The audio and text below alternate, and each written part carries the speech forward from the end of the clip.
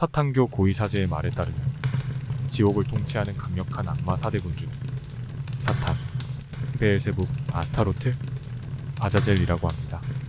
그들은 지옥의 가장 높은 상위 존재로 사탄과의 교감이 깊은 사람들에게만 도움을 준다고 하는데 모두 서로 관련이 있으며 원래 고대 메소포타미아의 원조 신이었다고 주장합니다. 지난 영상의 아스타로트, 아자젤에 이어 세 번째로 파리의 왕으로 불리우는 베엘제붑에 대해 알아보겠습니다. 현대 상식으로 이해할 수 없는 이야기, 오컬트 스토리. 그 이름의 의미는 주인이라는 뜻으로 고대 가나안 사람들은 바알을 가리켜 하늘의 주라고 불렀습니다. 하늘의 비와 땅의 폭풍을 주관한다고 믿으며 천둥 소리는 바알의 음성이라고 믿었다고 합니다. 이는 고대 기독교 문화 이전에 문명이 발달한 많은 지역에서 신격화된 존재임을 조정할 수 있습니다. 구약 성서에서도 바알이라는 이름은 번역본에 따라 약간씩 차이가 있을 수 있지만 약 50회 이상 등장합니다. 기독교의 선지자들이 성서를 기록하기 시작할 때 주로 여호와 하나님의 적으로 인식했으며 절대신 이외의 이교도의 신들은 우상 숭배로 여기는 기독교의 특성상 절대적인 악의 의미로도 자주 사용됩니다. 예를 들면 이스라엘의 왕 아합은 여호와를 배반하고 바알과 아세라를 섬기는 여로보암의 길을 따랐고 이로 인해 옳은 길에서 벗어나 악을 행하는 것으로 기록됩니다. 당시 하나님의 선지자 엘리야는 바알을 따르는 아합 왕을 직접 찾아가 도발하며 제안합니다. 그리하여 갈멜산에서 많은 이스라엘 백성들이 지켜보는 가운데 엘리야와 바알의 선지자 450명, 아세라 선지자 400명과의 대결이 성사되죠. 동일한 조건으로 제사를 지내면서 각자의 신들의 이름을 외칠 때 어느 제단에 불이 떨어지는지를 보고 그 신이 하나님이라는 내용의 목숨을 건 대결이었습니다. 결국 엘리야의 제단은 불이 떨어지며 850대 1의 싸움에서 승리합니다. 이를 목격한 이스라엘 백성들은 엘리야의 하나님을 따르게 됩니다.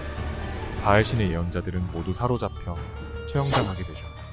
신약에서는 바알세불이라는 이름으로 등장하게 됩니다. 예수님이 귀신 들린 자를 치료하며 악귀를 쫓아낼 때 그것을 목격한 군중들이 바알세불의 힘을 빌린 것이 아니냐고 의심하는 대목입니다. 이때는 조금 특이합니다. 이미 악령들의 왕으로 여겨지고 혼자가 아닌 무언가 악의 세력을 이룬 듯하게 묘사됩니다. 1929년 시리아 북부의 라스 샴나 지역에서는 한석판이 발굴되었습니다. 그 지역은 고대 우가리트 지역으로 당시의 생활, 문화, 종교, 신화에 대한 기록들이 등장하는데 여기서의 바알은 가장 높은 신 엘의 아들이자 후계자로 신들을 다스리는 신중의 신으로 등장합니다. 하늘의 주인 바알에게도 못이라는 대적이 있었는데 그는 불행, 죽음의 신이었습니다. 대적하던 둘 사이에 전투가 벌어졌을 때 처음에 바알은 패배해서 죽게 되고 이후 못이 7년 동안 신의 나라를 다스립니다. 이 기간 동안에는 땅에 큰 흉년이 들었다고 기록되어 있습니다.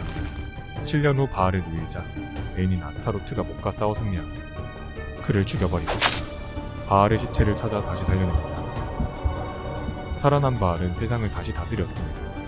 이후 7년 동안의 큰 풍년이 왔다고 기록되고 있습니다. 죽은 못 외에도 또 바알과 대적하던 또 다른 악한 신이 하나 더 있었는데 얌 또는 레비아탄 누가이의 유어야단이라고 불렸습니다.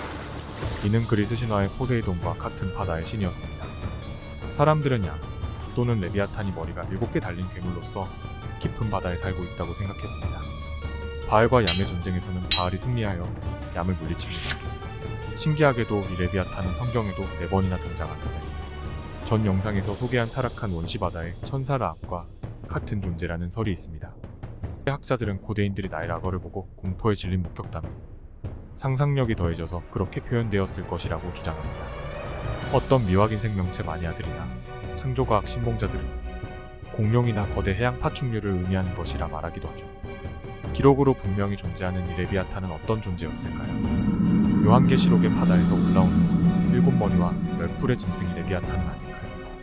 사탄교 고위사제 베엘제붑에 대한 인터뷰는 너무 방대하여 요약을 많이 하게 되었습니다.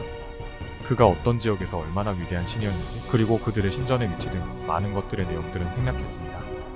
이제부터 사탄교 대사제 후디드코브 라욤 융육의 인터뷰입니다. 저는 그를 알리기 위한 이 인터뷰를 위해 베엘제붑을 직접 소환하는 의식을 치루어 요청했었습니다. 그는 백금 금발에 짙고 어두운 눈썹 흰색 로브를 입고 나타났죠. 오래전에 그의 목소리를 들었을 때 거칠었지만 최근에 그가 나에게 나타났을 때는 거친 목소리가 사라졌어요. 아마도 지금은 자유로워서 그런 것 같습니다. 베엘제불에 가까운 사람들은 그가 고대 수메르의 엘리림을 알고 있어요. 베엘제불은 우리 주 사탄의 이복 형제입니다. 그는 로마인들에게는 주피터였고 고대 그리스에서는 제우스, 노르웨이에서는 토르, 동아시아 힌두교에서는 인드라, 고에티아의 악마 바엘, 발트에서는 페르쿠나스로 모두 동일 인물입니다. 신화 등 수많은 고대 문헌에서 힘과 권위를 상징하는 신으로 여겨지죠. 베엘제불에게 부여된 현대 칭호는 아브라함 종교의 수천 년에 걸친 문화적 영적 전쟁의 패턴을 보여줍니다.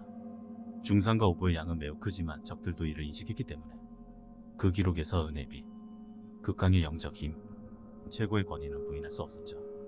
베엘제불은 제우스로서의 정체성 신들의 왕에서 악마들의 왕으로 변했습니다. 그리스어에서 단어 데모는 신을 의미하며 따라서 그의 칭호는 여전히 동일하다고 볼 수 있어요.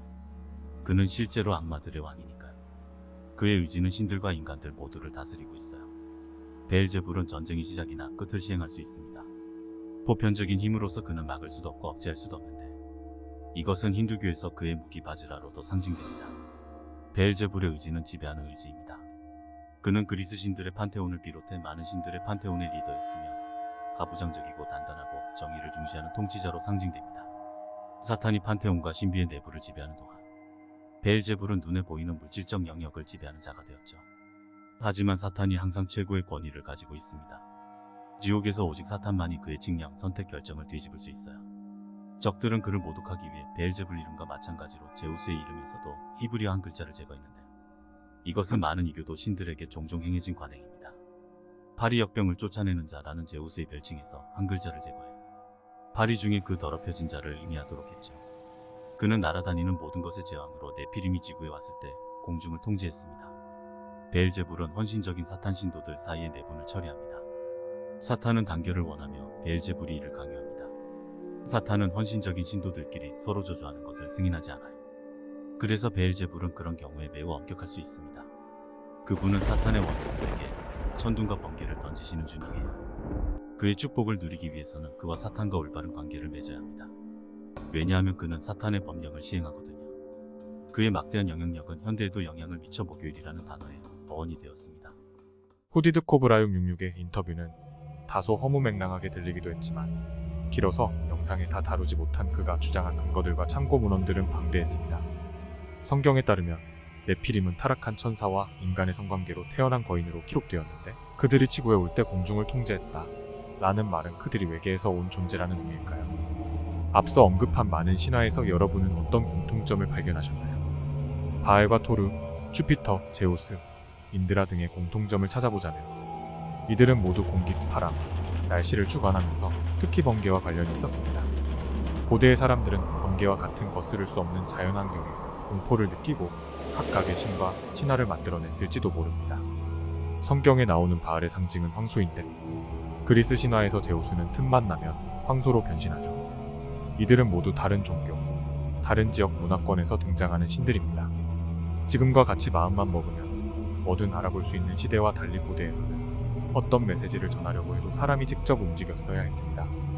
이 광범위하게 떨어진 각각의 지방에서 최고 신들의 공통점이라는 것들을 그저 우연의 일치로만 치부해버릴 수 있는 걸까요? 현대 상식으로 이해할 수 없는 이야기. 오컬트 스토리였습니다.